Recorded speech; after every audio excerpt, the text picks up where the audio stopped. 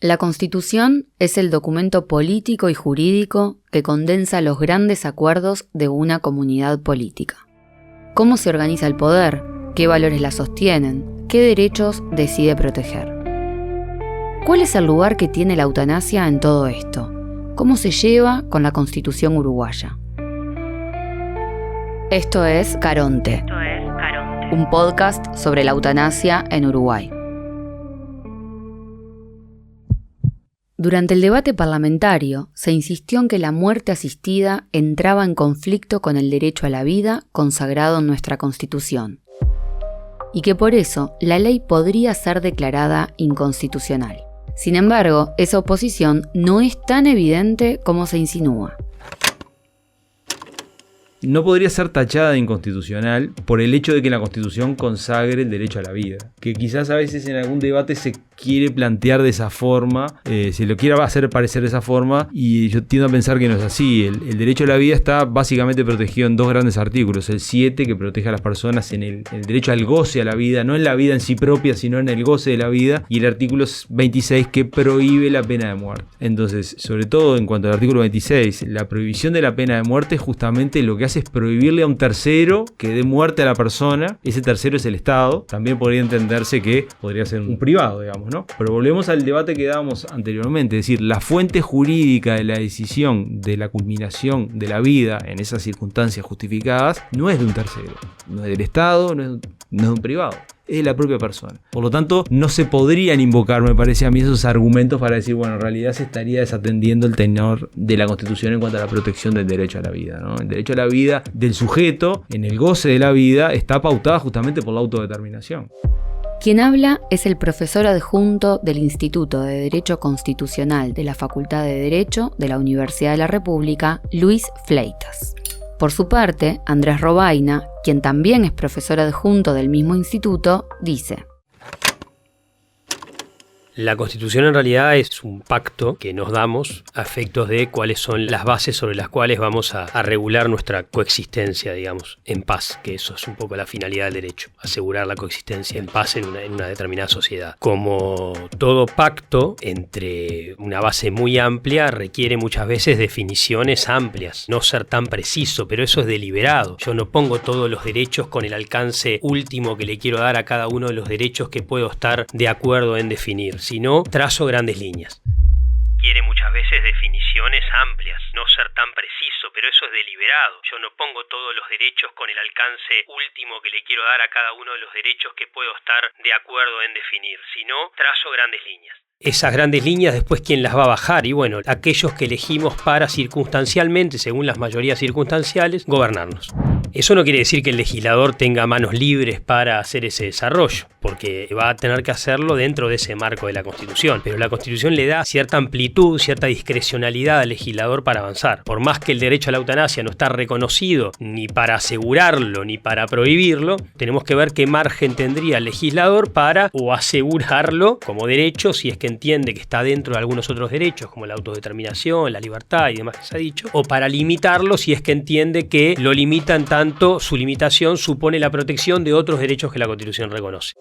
Desde otra mirada, en el año 2020, en ocasión de la Mesa de los Juristas del programa de radio En Perspectiva, el profesor de Derecho Constitucional de la Universidad Católica del Uruguay, Martín Rizzo, dijo: Me parece que el primer problema que hay es un problema no menor, que es el tema de la indisponibilidad de los derechos humanos. Los derechos humanos son imprescriptibles, irrenunciables y demás, sin perjuicio de que yo puedo tomar determinaciones y decisiones personales sobre algunas manifestaciones. Yo no puedo, por ejemplo, renunciar a mi libertad y transformarme en un esclavo. Yo no puedo renunciar a mi derecho a expresar mi pensamiento. Puedo quedarme callado, pero no puedo renunciar en forma indefinida. El problema que genera este tema, o los temas cuando está en juego el derecho a la vida, es justamente que terminamos afectando el contenido esencial. Estamos terminando con el derecho sin posibilidad de marcha atrás. Señalo esto como un primer problema que se genera. Y el segundo problema es que en materia de derechos humanos, frecuentemente, cotidianamente, estamos haciendo ponderaciones entre derechos. Ponderaciones que son muy complicadas y en algunos casos con resultados verdaderamente polémicos o verdaderamente frágiles, ¿verdad? Ahora, la ponderación nosotros la hacemos habitualmente entre derechos que están en cabeza de distintos individuos. En cambio acá tenemos un problema, porque acá los dos derechos están en cabeza de la misma persona. Entonces es prácticamente imposible de afuera.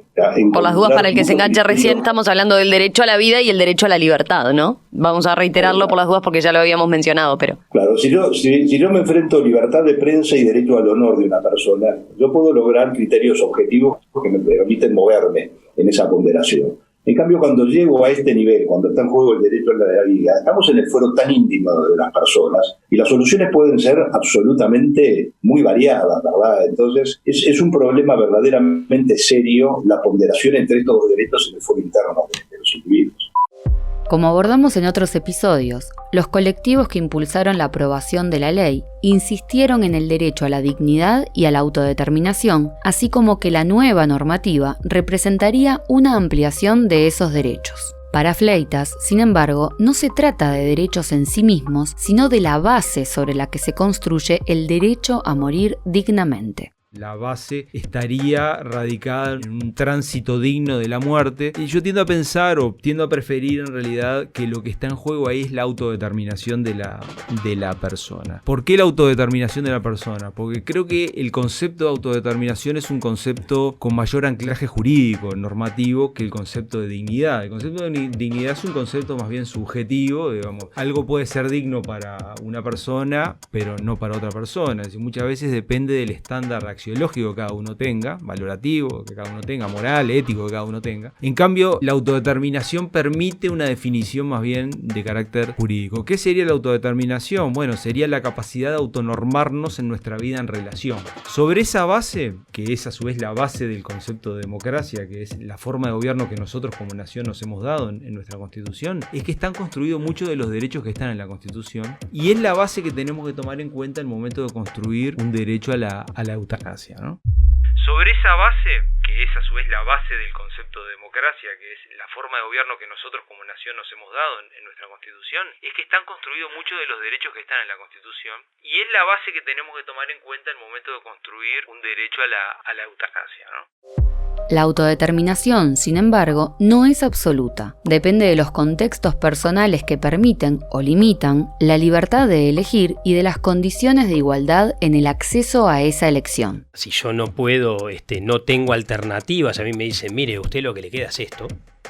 Bueno, yo tengo poco margen. Ahora, si yo miro que al otro que tengo al lado le queda más porque tiene mayores condiciones de acceder a determinadas alternativas a las cuales yo no puedo acceder, el tema se complejiza porque él tiene mayor margen de autodeterminarse que yo porque tiene mayor capacidad de elegir que yo. Entonces, acá se cruza otro concepto constitucional muy fuerte, extremadamente fuerte, que es la idea de igualdad. Bueno, como dice Gargarella, un profesor argentino de teoría del derecho, la Constitución es un pacto entre iguales, todos partimos de que estamos en condiciones de igualdad, pero de hecho no lo estamos. Entonces es complejo a veces decir, bueno, podemos elegir libremente cuando las opciones que tenemos todos son distintas. Entonces yo creo que ahí hay dos cuestiones que atender. Si yo voy a estar reconociendo ese derecho a elegir, a decidir por la muerte, primero que esté tomando esa decisión en el marco de un procedimiento en el cual esté debidamente informado de que, bueno, de la decisión que estoy tomando y del alcance de la decisión que estoy tomando, y segundo, que no tenga otra alternativa, y que si tengo otra alternativa las conozca para elegir que no, yo no quiero esta otra alternativa, yo quiero esto.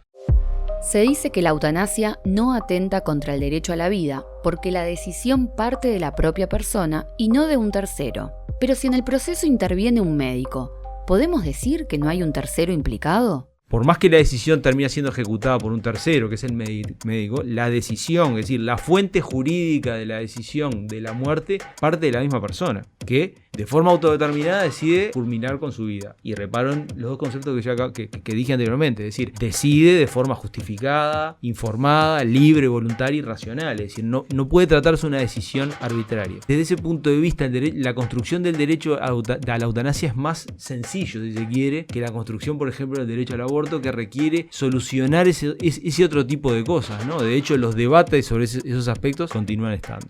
El vínculo con el tercero ya no está en la decisión a la muerte, sino está en la ejecución. Hablando de los médicos, Fleitas y Robaina nos proponen un pequeño ejercicio jurídico. Imaginar qué pasaría si en un escenario improbable, pero no imposible, todos los médicos del país decidieran ejercer la objeción de conciencia. ¿Qué ocurriría entonces con la garantía de la muerte digna? Es indiscutible que podrían plantear la objeción de conciencia, tanto a nivel de aborto como a nivel de eutanasia, porque forma parte incluso del derecho de autodeterminación de la persona, de que no se le exija una conducta que va en contra de sus más íntimas convicciones filosóficas, religiosas, las que se quieran, pero de sus más íntimas convicciones. Forma parte de su autodeterminación. Entonces, ¿qué sucedería mañana si todos los médicos dijeran, mire, esto va en contra del juramento que yo hice hipocrático, que es en torno a defender la vida, y yo no, es contradictorio para mí defender la vida y avanzar por este lado, y no lo hacemos? Supongamos la hipótesis improbable pero posible de que todos los médicos del sistema se negaran. Yo creo que la ley tendría que plantear una solución clara que asegurara que la persona que solicita el derecho a la eutanasia lo puede ejecutar. Entonces ahí cejaría, digamos, la opción deontológica del médico ante la solución legislativa. Es decir, eso no quitaría la posibilidad de la objeción de conciencia, sino que lo que sería una solución de mínima para que el sistema pudiese responder ante el requerimiento de la persona en cuanto al derecho de la eutanasia. Es decir, lo que haría la ley sería una especie de ponderación entre la objeción de conciencia y el derecho a la eutanasia, y optaría por el derecho a la eutanasia, pero en esa situación de última ratio, es decir, de última chance, última posibilidad. Pero insisto, requeriría una solución legislativa expresa que me parece que no estaría mal pensarla, digamos, ¿no? Otro problema que se plantea está vinculado a la llamada objeción de ideario, tal como se estableció en la Ley de Interrupción Voluntaria del Embarazo y ahora en la Ley de Muerte Digna. De acuerdo a esto, además de los profesionales de la salud, las instituciones médicas pueden ejercer como tales un tipo de objeción institucional. Al respecto, Fleitas reflexiona. La pregunta que yo me hago es si cualquier tipo de institución privada prestadora de salud podría plantear esa objeción de conciencia institucional, o eso tendría justificación en aquellas instituciones que tienen en su estatuto consagrado, un determinado ideario religioso, ético, que colide con el ejercicio del derecho a la eutanasia, ¿no? El ejemplo que hablábamos con Andrés antes de ingresar acá, por ejemplo, quizás el Círculo Católico tendría una justificación para plantearlo, quizás el CASMU no. Es decir, me parece que la decisión tendría que tener una justificación anclada justamente en esa libertad de asociación, libre empresa, con un sentido, ¿no? Y ese sentido debería estar dado en la opción filosófica, religiosa, ética, lo que sea, contenida en su definición institucional, que normalmente está en los estatutos, ¿no? El debate constitucional marca los límites de lo que el derecho puede decidir. Pero detrás de esos límites hay preguntas que el derecho positivo no alcanza a responder sobre la libertad, la dignidad y el sentido del sufrimiento. En el próximo episodio traemos a la discusión la mirada que ofrece la filosofía del derecho. Esto es Caronte, un podcast sobre la eutanasia en Uruguay. Este podcast fue realizado en el marco del proyecto Diálogos Interdisciplinarios sobre la Eutanasia, aportes para una conversación ciudadana, financiado por el Programa Ciudadanía y Conocimiento de la Comisión Sectorial de Investigación Científica de la Universidad de la República. Grabado en los estudios de Uniradio 107.7 FM. Producción, diseño sonoro y realización, Camilo Salvetti y Diego Varela Calzada. Locución, Lucía Giudice. Arte visual, Federico Zavalía y Guillermo Trifoglio.